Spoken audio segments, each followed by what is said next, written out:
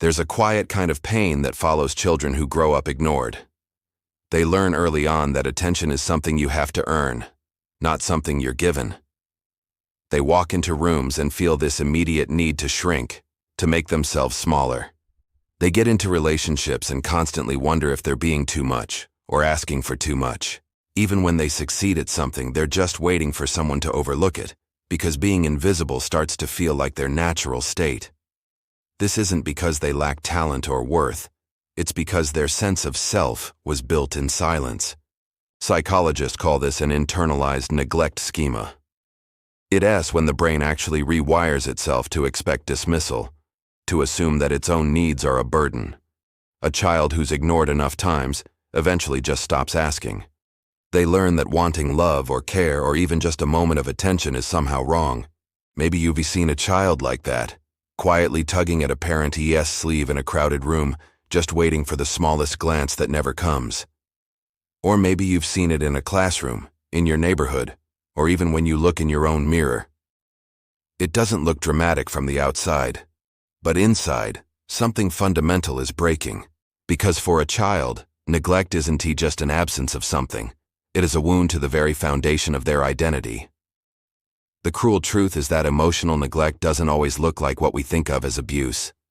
Sometimes it's just silence, the unanswered questions, the missed birthdays, the parent who's just too tired, too distracted, or too burdened to notice. We often say children are resilient, that they can bounce back from anything.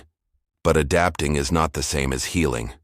When a child learns to live without being acknowledged, they adapt by shrinking themselves, by hiding their needs, by convincing themselves they don't matter as much as others.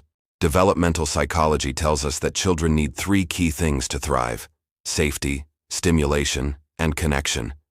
And out of all of those, connection, being seen, heard, and valued, is what shapes our identity the most.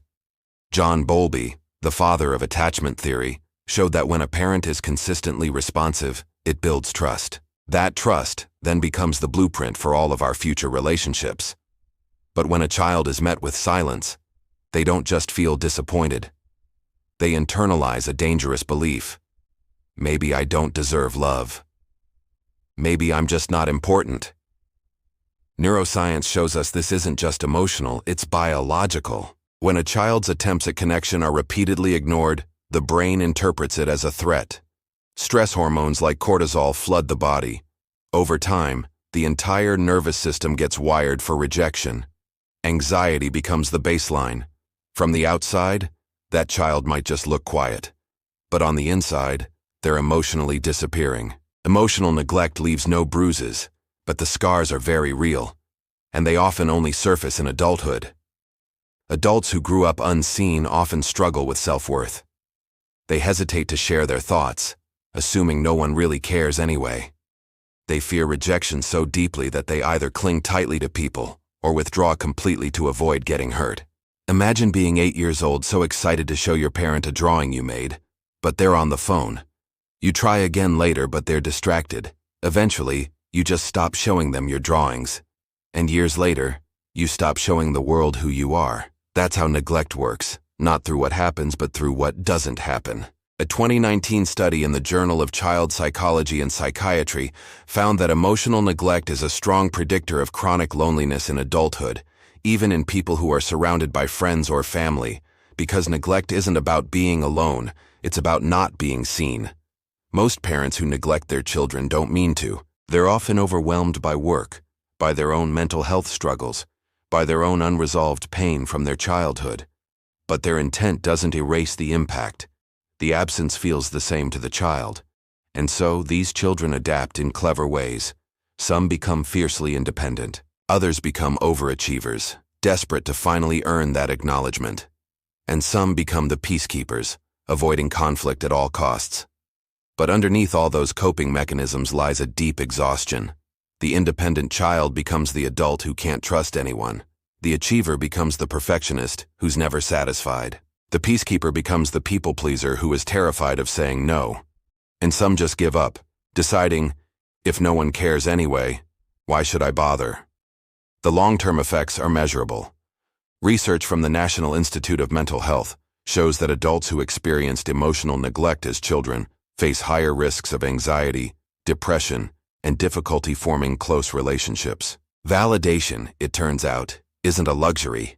It's a developmental necessity. But healing is possible. The brain can rewire. Every time you speak up and feel heard, your mind registers safety. Every time you set a boundary and it's respected, your body learns to trust again. Healing doesn't have to be dramatic. Sometimes it's just saying, "I feel hurt," instead of swallowing the pain.